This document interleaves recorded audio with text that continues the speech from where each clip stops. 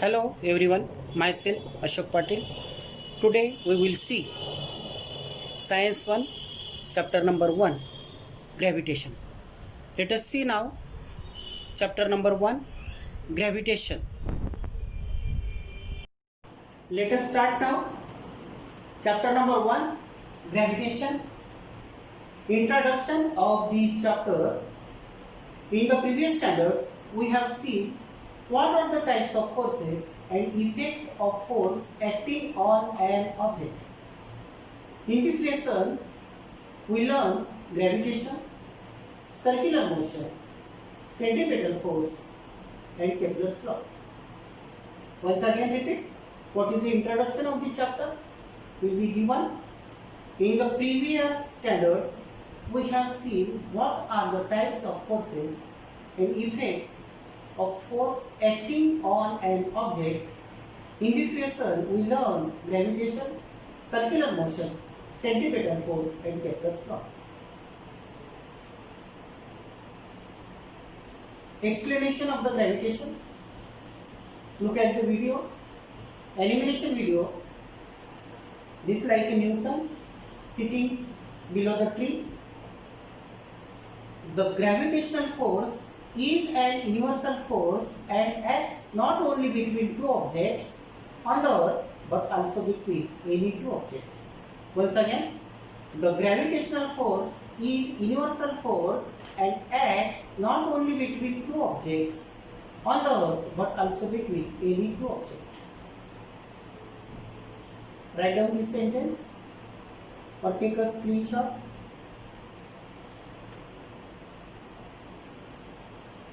Look at the video. Here is the here is the sun. Two gravitational force act on two objects in the universe. This is the sun. This is all planets moving around the sun. Because what? The gravitational force applying by the sun to the planets. That's why the planets moving around the sun, because there is a gravitational force, is very big gravitational force applied from the sun to the planet. Discover gravitational force. The phenomenon of gravitation was discovered by Sir Isaac Newton. We know that. This is a picture of Sir Isaac Newton.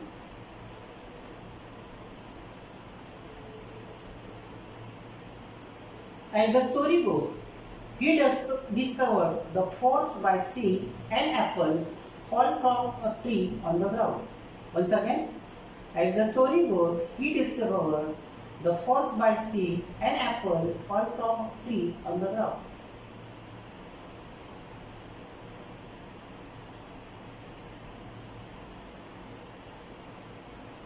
He wondered why all apples fall vertically downward and not at an angle to the vertical. Why do they not fly off in a horizontal direction?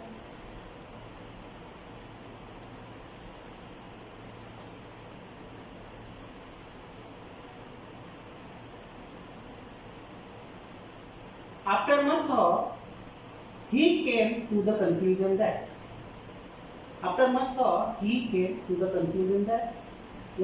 here is the apple fallen from the tree onto the ground.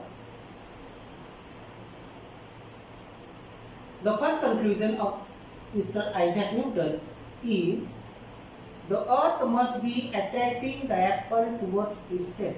The apple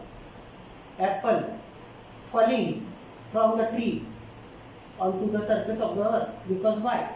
The earth must be attracting the apple towards itself. This is the first conclusion of Mr. Isaac Newton. See here. Second conclusion, this force of attraction must be directed towards the center of the earth. Once again, the force of attraction must be directed towards the center of the earth. Look at here, this is the center of the earth.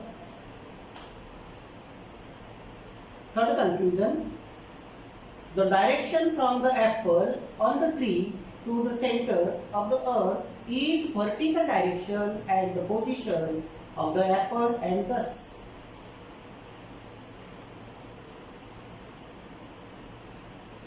write down these conclusions or take a screenshot. Thus, the apple falls vertically downwards. That's why the apple falls vertically downwards. Asking the question in the examination.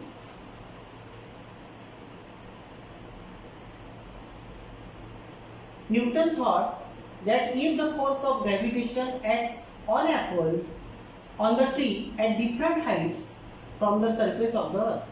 Once again, Newton thought that if the force of gravitation acts on an apple on the tree at different heights from the surface of the earth.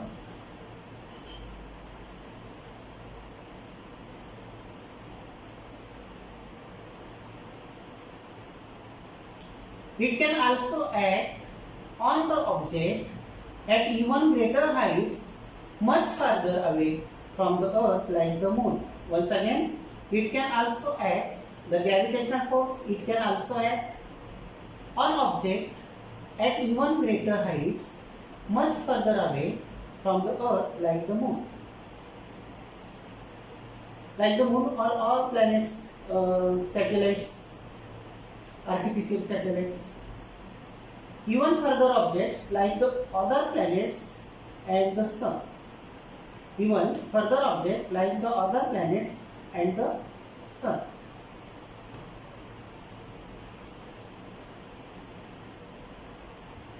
Force and motion. Here is the video. Look at here. This is a bat. A force is necessary to change the speed as well as the direction of an object. Force is necessary to change the object as well as direction of an object. This is the force. This is the bat, and this person to pull this bat. That is the force, and that's why the bat moving towards the person. The force is necessary to change the speed as well as the direction of an object.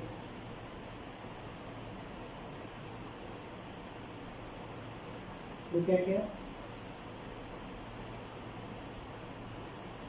We know the three laws of motion stated by Newton. We know that three laws of motion stated by Newton. Circular motion and centripetal force. Circular motion and centripetal force. To learn about circular motion and centripetal force, let's do the following experiments. Look at the screen. Here is the stone. Try to screen. Yes, here is the one person standing. Activity. Tie a stone to one of string. Take the other end in your hand. Okay. This is the stone. This is the thread, and this is the one end in our hand. Tie a stone to one string. Take the other end in your hand and rotate the string so what the stone moves along a circle. Observe it. See here, circular motion.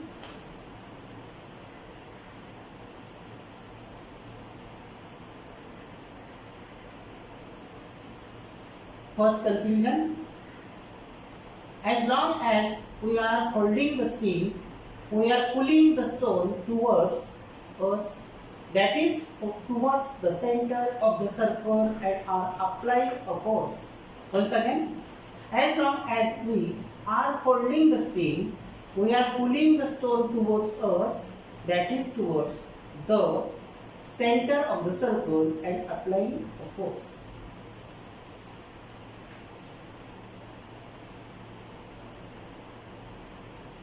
Look at here, the force applied by the person is towards it.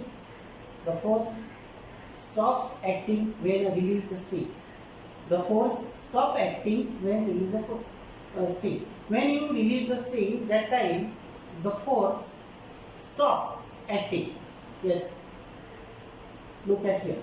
And the stone goes from this direction. This is the tangent direction.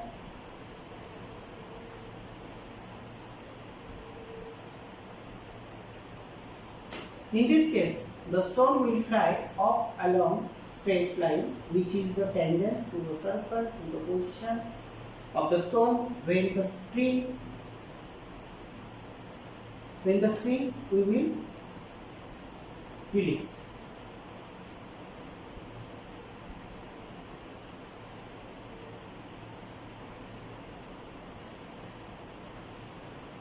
A force acts on any object moving along a circle and it's directed toward the center of the circle. This is called as centripetal force. Write the definition of the centripetal force.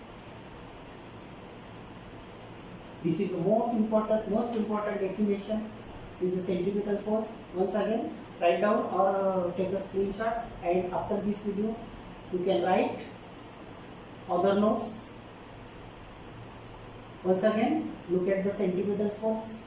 Look at the screen and the definition of the centripetal force. A force acts on any object moving along a circle and it's directed toward the center of the circle. This is called centripetal force. Look at the video.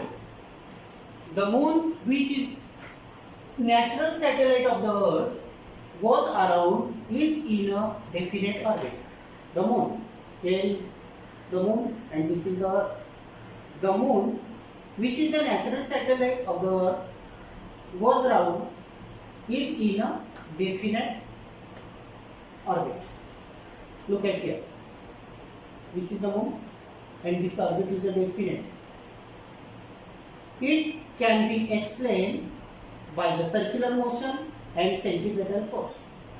Circular motion and centripetal force from the earth. From the above activity, it is clear what are the moon to go around the earth. There must be a force which is exerted on the moon.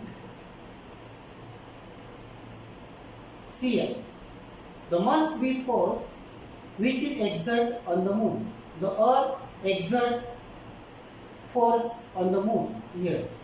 That's why the moon moving around the earth in definite orbit.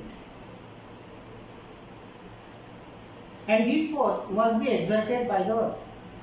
You know that the force exerted by the moon by the earth on the moon. And this force must be exerted by the earth, which attracts the moon towards itself.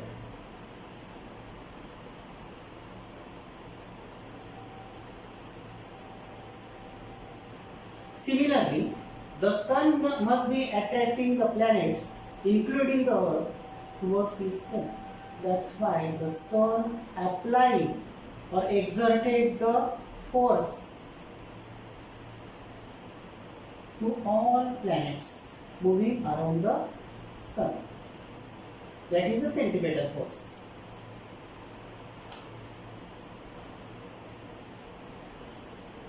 Kepler's law. Planetary motion had been observed by astronomers since ancient times. Many long years ago. By the 16th century, a lot of data were available about planetary position and motion. 16th century. Lot of data were available about planetary position and motion.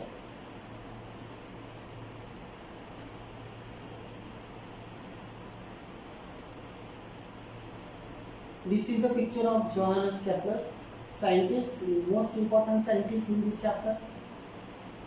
The Johannes Kepler studied this data. He noticed that the motion of planets follows certain laws. The Kepler's law is most important for the examination. 3 laws of the Johannes Kepler. Johannes Kepler picture here. He stated 3 laws describing planetary motion. These are known as Kepler's law. The stated 3 laws describing planetary motion. These are known as Kepler's law.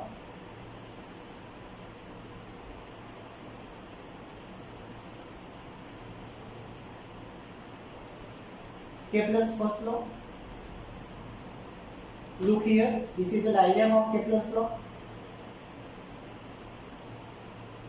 First law,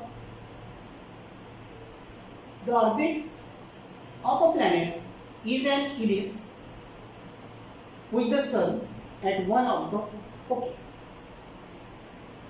The orbit of a planet is an ellipse with the sun at one of the foci. This is the first law of Kepler's.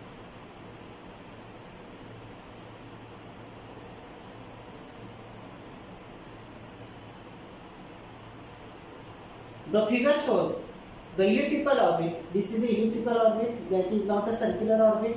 Elliptical orbit of a planet revolving around the sun. The position of the sun is indicated by S. This is the S is the position of the sun, and this is the planet 1 planet. This is second planet. This is the third planet.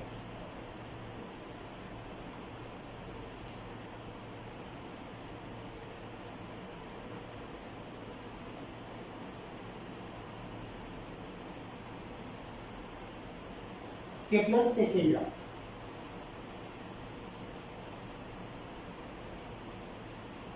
The line joining the planet and the sun sweeps equal areas in equal intervals of time. See here, this is the joining line. The line joining the planet and the sun sweeps equal areas in the equal interval of times. Look at here. Second planets here, this area and this area will be the same. This area also, 1, 2, 3 areas are same. Equal time intervals. The areas are equal. In the figure, AB and CD are distances covered by the planets in equal time.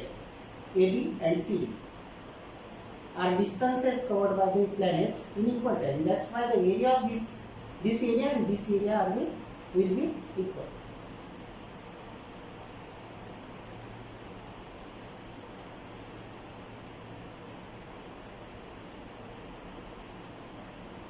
The straight line AS and CS sweep equal area in the equal interval of time, that is ASB and CSB.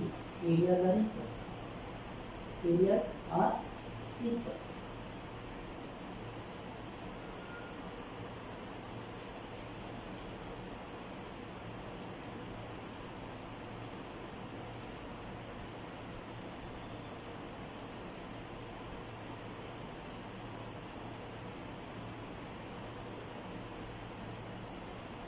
Kepler's third law. Look at the sweep.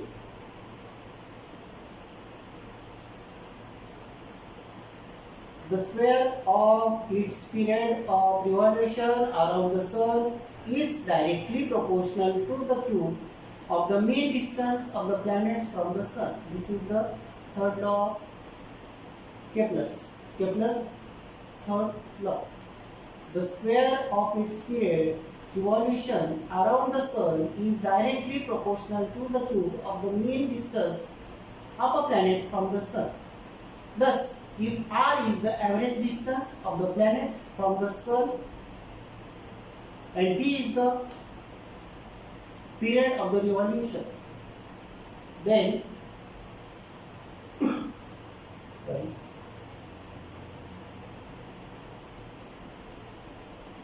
period of revolution, then T square directly proportional to R cube, directly proportional to R cube. That is T square upon R cube equal to K, and K is a constant. This is a first one.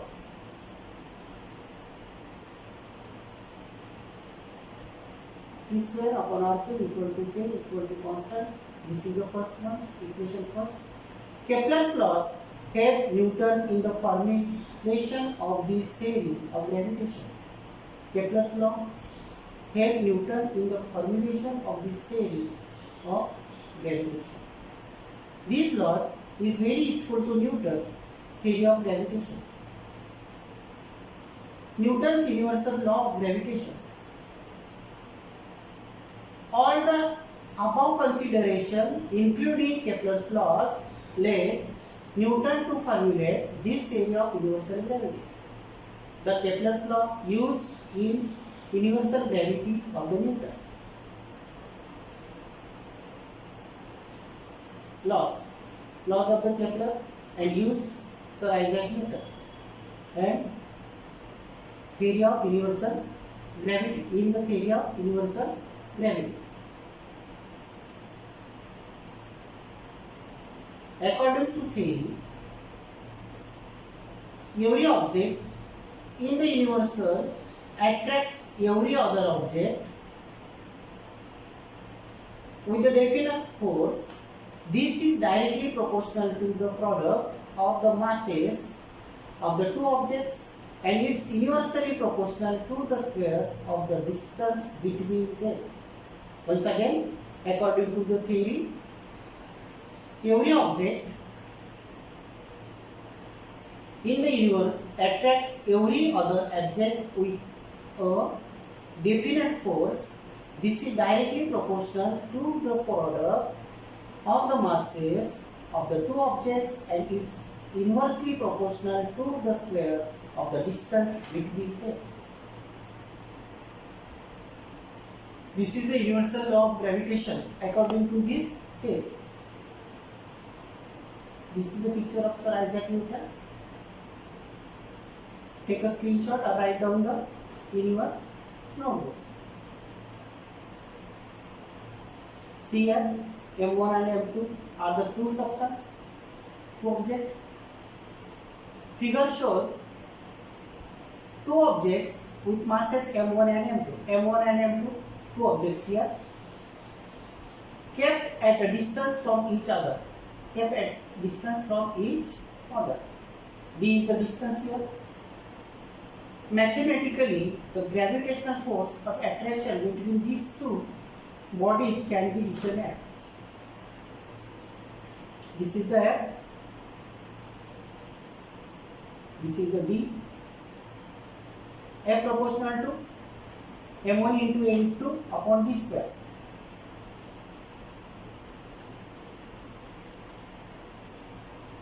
Or F is equal to G into M1 into M2 upon D square.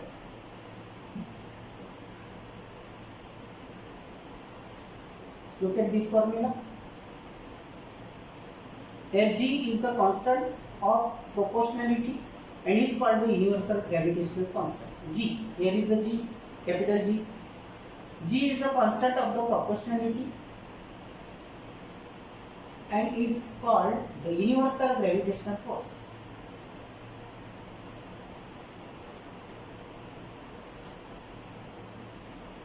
M1 and M2 are the substance or object. Okay. The above law means that if the mass of one object is double, the force between the two objects also double. If the mass of one object is double, then the force between the two objects also double. This is the most important line we'll ask in MCQ's question.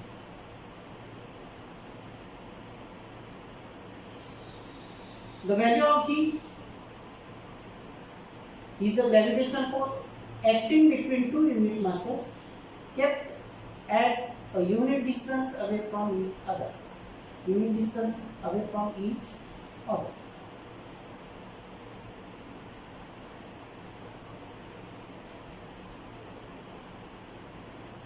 In SI unit, the value of G is equal to the gravitational force between two masses of 1 kilogram kept 1 meter apart. Value of G is equal to the gravitational force between two masses of 1 kilogram kept 1 meter apart.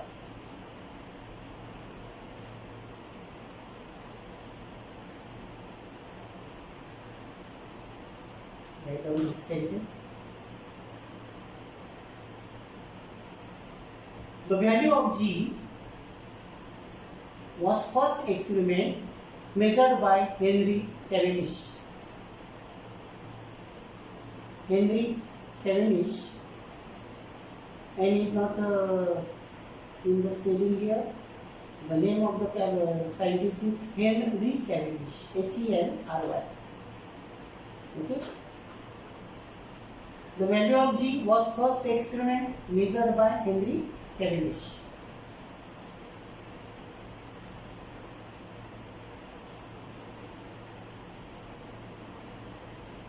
In SI units, its value is 6.673 into 10 raised to minus 11 Newton meter square per kilogram square. This is value of G. In SI units, value of G is 6.673 into 10 raised to minus 11 Newton meter square per kilogram square.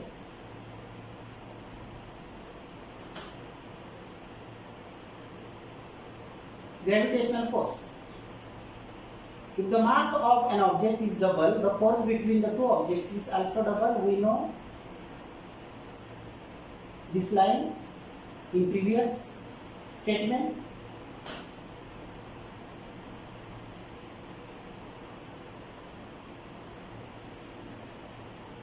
If the distance is double,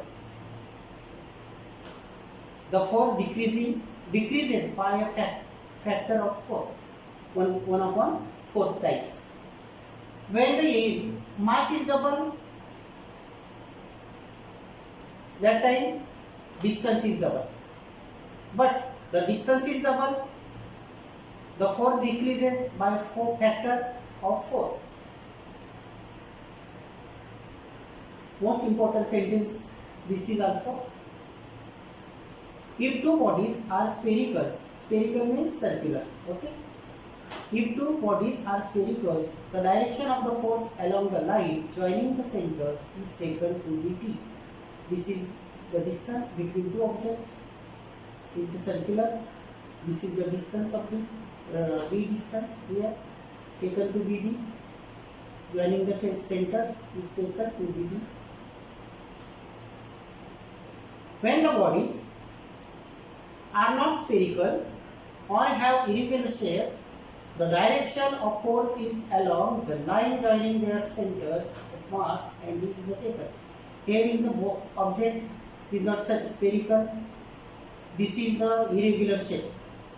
The direction of force is along the line joining their centers. This is the center of A and this is the center of B joining the line. And the distance between two lines, this is the d.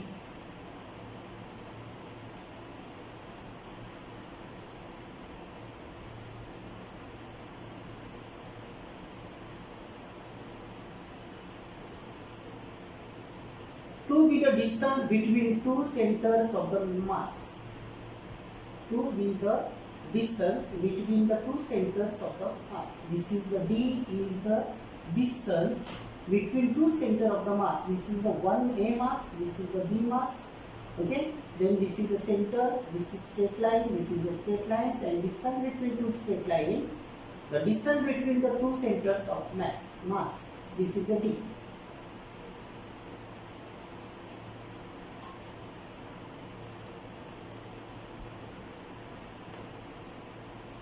Uniform circular motion magnitude of the centripetal force. Let us see how the centripetal force between the sun and the planets can be calculated and measured. Look at here, the video. This is the sun and all planets moving around the sun. Let us see how the centripetal force between the sun and the planets can be calculated or measured.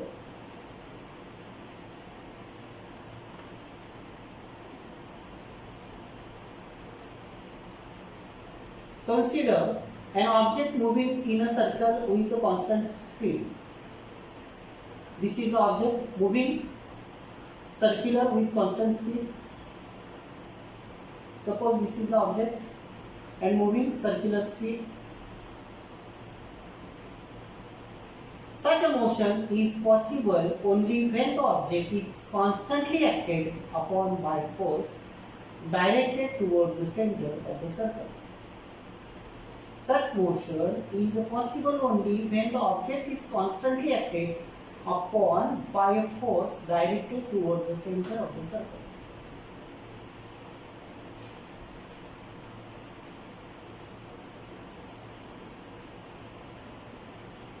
It is a centripetal force.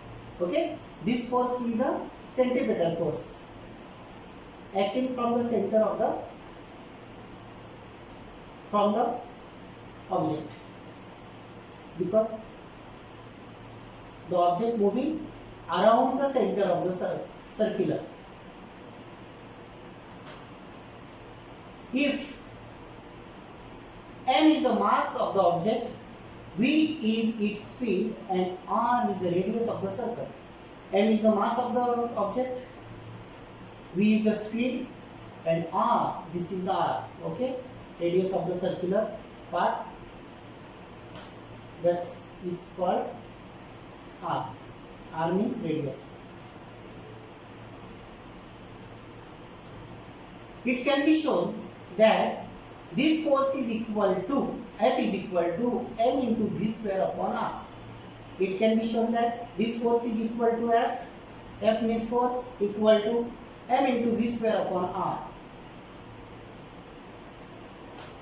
If n is given, v square is v is given, then find out r is given, find out f is given, then you find out also all these three. But the three statements are given, then you find the fourth.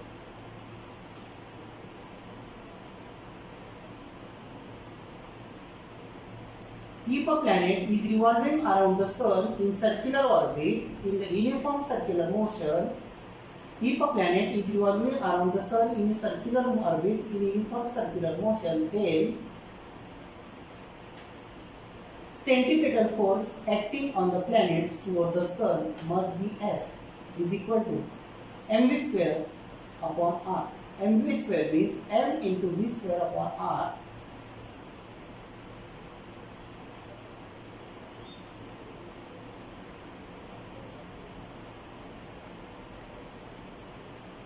Where m is the mass of the planets, v is speed, and r is the distance from the sun. Here is also r is the distance, means radius. This is the planets.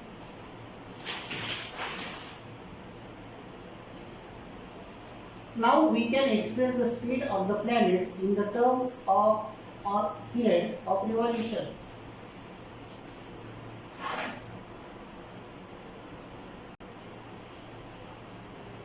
Now we can express the speed of the planets in terms the period of revolution t. Capital T here is given. Before that, let's revise some formula. One, speed. We know that the formula of the speed is equal to distance travelled upon time taken.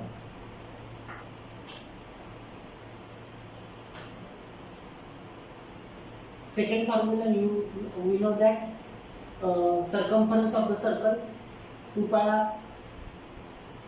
Both formulas studied in previous and previous years.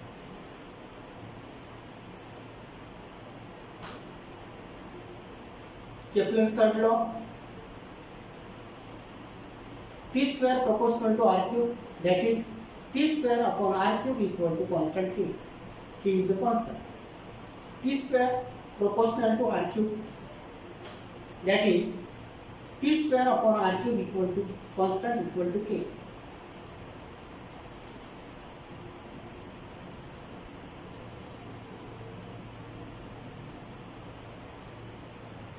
Write down these formulas.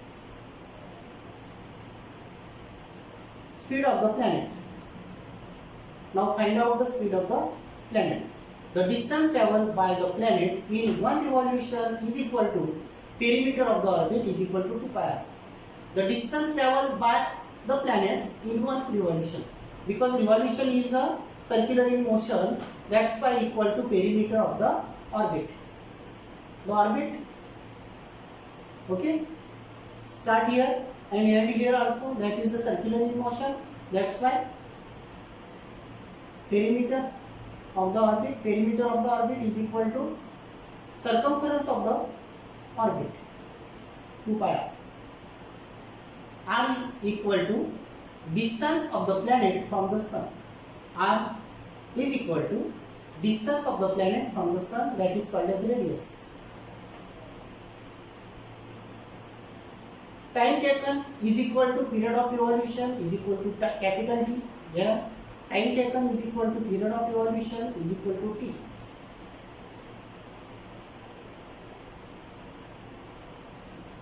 V is equal to distance travelled upon time taken is equal to 2 pi r upon T.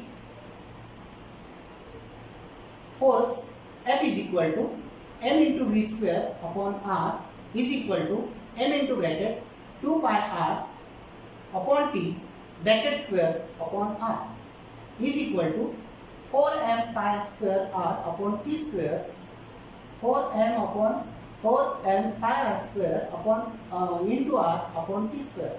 Multiplying and dividing by r square we get, when the multiplying and dividing r square, that time we get this 4m pi square r upon T square.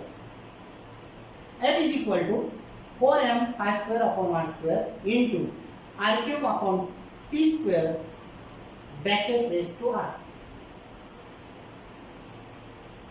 Once again, see here, F is equal to 4m pi square upon r square into r cube upon T square bracket raised to r.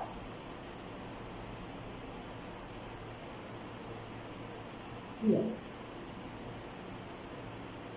But according to Kepler's third law, T square upon r square equal to K. T square upon r cube equal to K. T square upon r cube here, but the T is the denominator and r is the numerator.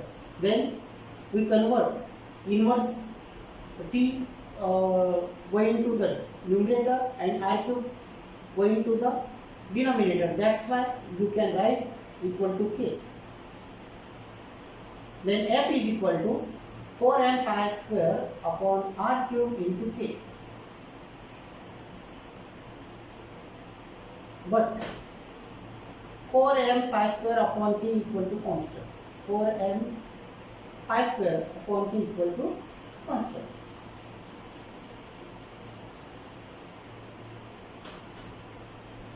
Thus, F proportional to 1 upon r square.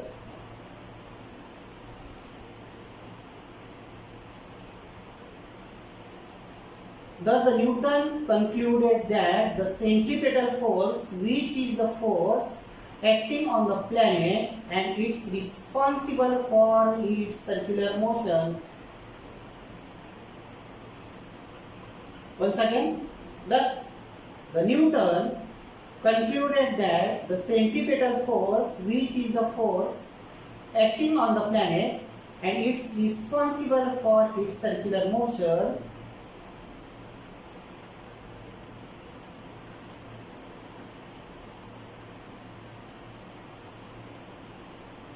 must be proportional to the square of the distance between the planet and the sun. Must be proportional to the square of the distance between the planet and the sun.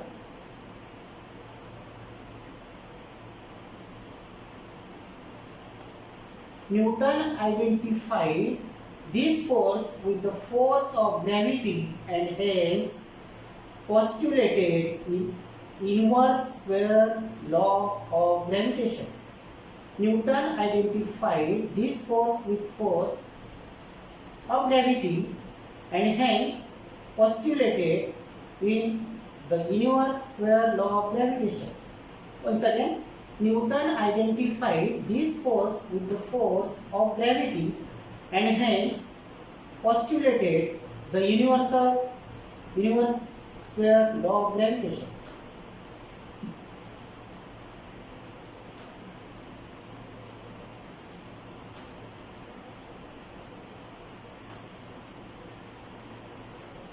The gravitational force is much weaker than other forces in nature, but it controls the universe and decides its future is the most important sentence in this chapter.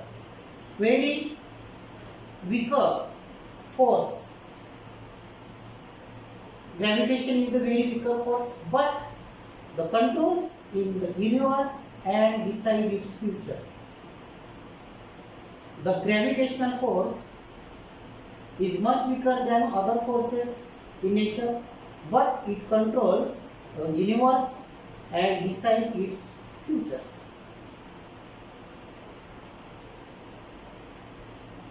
This is the most important sentence. Take a screenshot or write down in the notebook when you come into the school. That time, write down all notes in your class workbook. This is possible because of the huge masses of planets, stars, and other constituents of the universe. This is possible because of the huge masses of planets, stars, and other constituents of the universe.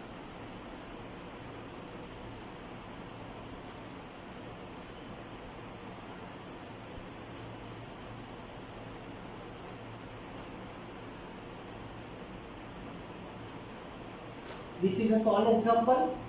Mahendra and Virat are sitting at a distance of 1 meter from each other. Their masses are 75 kilograms and 80 kilograms respectively. What is the gravitational force between them? This is a solid example in your book, textbook. But one example we will see here. How to solve this given things.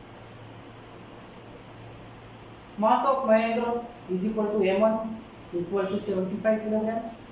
Mass of Virat equal to m2 equal to 80 kilograms.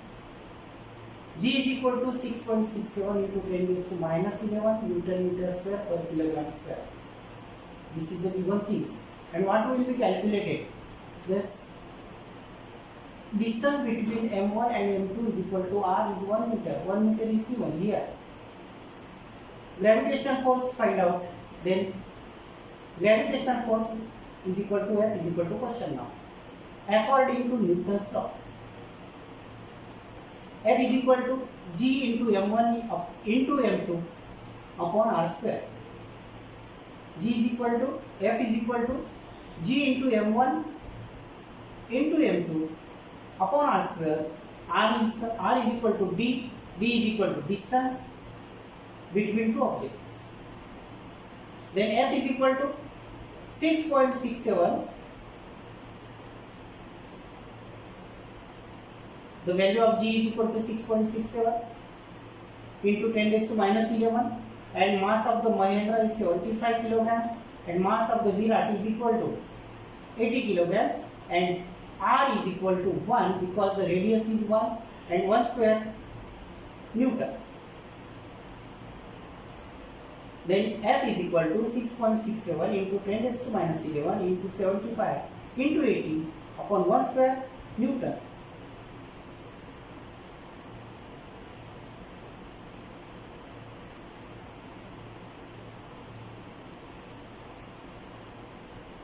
Newton unit of force. Then F is equal to 6.67 into 10 raised to minus 11 into 75 into 80. 1 square is 1, that's why denominator is not here. The calculation of all numbers is F is equal to 4.002 into 10 raised to minus 7 Newton.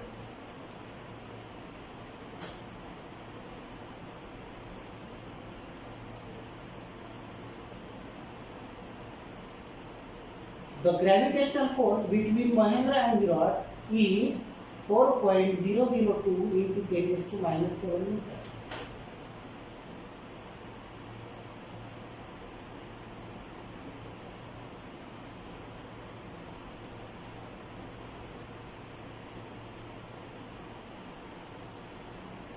Second solve example here.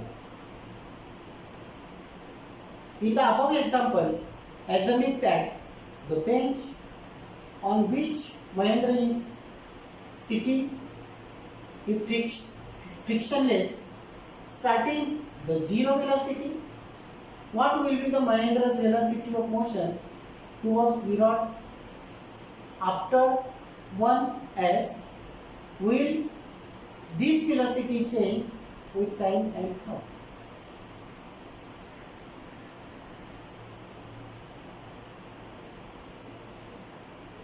This is a solid example in our textbook. You will see also. Example number 2 in your textbook. Solve example. Given. What is the given? Force on Mahendra is equal to F is equal to 4.002 into 10 raised to minus 7.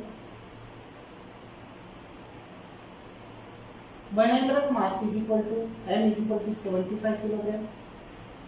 According to Newton's second law, the acceleration produced by the force on Mahendra is equal to A. According to Newton's second law, A is equal to F upon M. F is equal to ma, that is the formula you have studied in standard 9. Force is equal to acceleration into mass. That's why A is equal to F upon M. F is given here. Okay. A is equal to 4 into 002 into 10 raised to minus 7 upon 75. The calculation will be done here. Is equal to 5.34 into 10 raised to minus 9 meter per second square. The velocity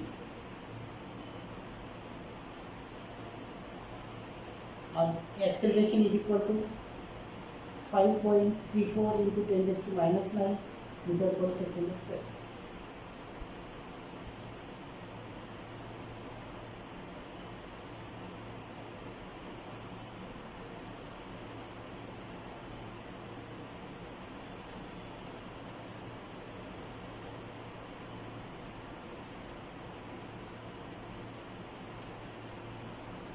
First example we will solve.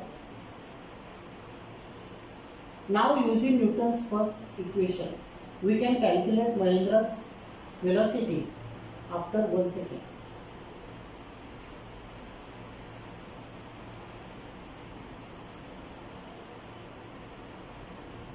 Newton's first equation of motion is V is equal to U plus A.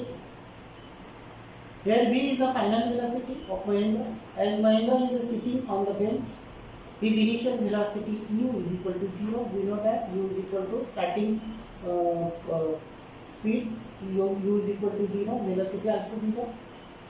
Assuming the bench to be frictionless. Assuming the bench to be frictionless. That's why V is equal to 0 plus, substitute the value in this formula, 0 plus 5.34 into 10 raised to minus 9 into 1 meter per second.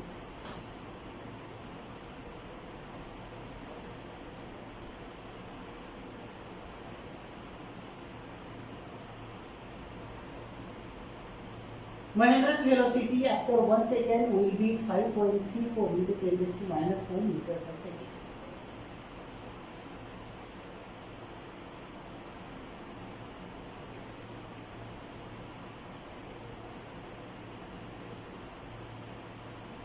This is an extremely small velocity. This velocity is very small velocity, very small velocity.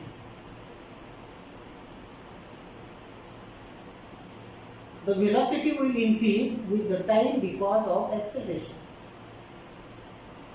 The velocity will increase with time because of acceleration. This is the most important sentence. The acceleration will also not remain constant because as Mahendra moves towards Virat, the distance between them will decrease.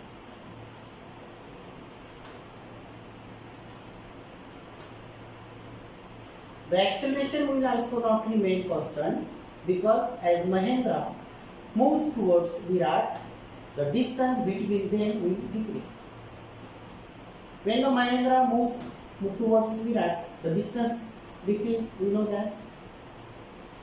When you move from your house to school, the distance between school and you also decreases, causing an increase in the gravitational force, thereby increasing the acceleration as per Newton's second law of motion. Once again, causing an increase in the gravitational force, thereby increasing the acceleration as per Newton's second law of motion.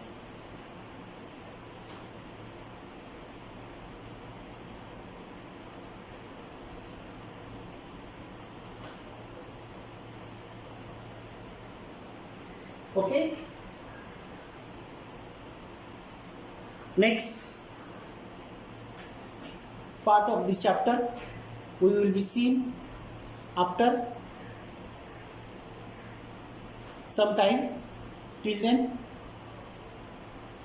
have a good day and take care, you and also your parents. Wear the mask when you moving around your house or in the market. Till then, goodbye.